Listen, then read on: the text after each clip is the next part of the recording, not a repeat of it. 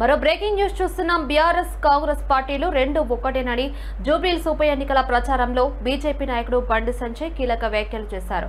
గత 10 ఏళ్లుగా పాలించిన బీఆర్ఎస్ జూబ్లీహిల్స్ ని అభివృద్ధి చేయలేదని విమర్శించారు. గత 2 ఏళ్లుగా అధికారంలో ఉన్న కాంగ్రెస్ కూడా జూబ్లీహిల్స్ కి ఏమీ చేయలేదని వాపోయారు. హరీష్ రావు చెప్తే ఎన్కౌంటర్ చేస్తారు అంటూ విమర్శించారు. బీజేపీ కార్యకర్తలను గతంలో వేధించిన వాళ్ళని కాంగ్రెస్ ప్రభుత్వం వదిలేస్తూ ఉందని ఆరోపించారు. కాంగ్రెస్ పార్టీకి చిత్తశుద్ధి లేదని ఆయన విమర్శించారు. కాంగ్రెస్ బీఆర్ఎస్ పార్టీలు ఎంఐఎం మెప్పు పొందేందుకే పనిచేస్తున్నాయన్నారు. జూబ్లీహిల్స్ లో ముస్లిం ఓట్లు ఎక్కువగా ఉన్నాయని భావించే ఎంఐఎం పార్టీ జూబ్లీహిల్స్ లో ఎందుకు పోటీ చేయడం లేదో చెప్పాలని డిమాండ్ చేశారు. ఇక బీజేపీని గెలిపిస్తే పెద్దమ్మ గుడి కట్టిస్తామని హామీ ఇచ్చారు. ఏ బిడ్డ జూబ్లీహిల్స్ కిషన్ రెడ్డి అడ్డా అంటూ నినాదం చేశారు.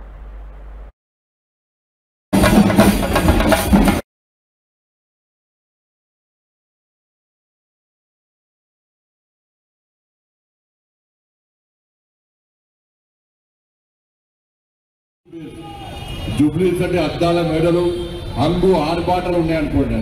పోయినసారి దీపరెడ్డి గారు పోటీ చేసినప్పుడు వచ్చి చూస్తే మొత్తం మురుకు పువ్వులు పాకబడ్డ ఇల్లు తప్ప ఏం లేవు. అంత వాటి లోటరా పైన పడాలి ఏం లేవు.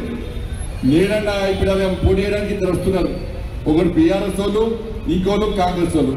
10 సంవత్సరాలు రాష్ట్రాలైన బీఆర్ఎస్ వాడు మంచి పాలన అందిస్తే ఇవాళ జూబ్లీహిల్స్లోకి మురుకు కుప్పలు ఉంటున్నాడా అన్న? ఇలా కారకులు ఎవరు? బీఆర్ఎస్ వాళ్ళు. ఇక మేము 2 సంవత్సరాలు 100 రోజులనే జూబ్లీహిల్స్ అద్దలకే కనిపిస్తామన్నారు కాంగ్రెస్ వాళ్ళు. ఏమైనా ఇచ్చిరా అన్న? నేను అందుకే జూబ్లీహిల్స్ వాళ్ళు మొత్తుకుంటున్నా, వేడుకుంటున్నా అన్న. పోయినసారి బీఆర్ఎస్ మీద కోపంతో కాంగ్రెస్ పార్టీకి వేసారు.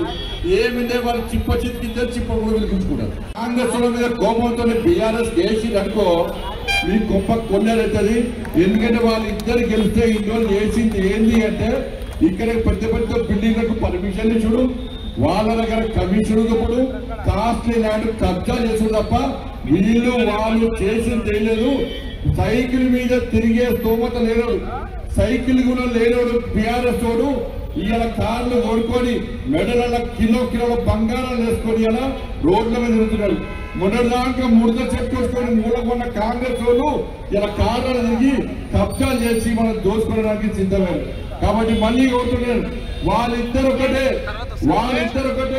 కలిసి తెలంగాణ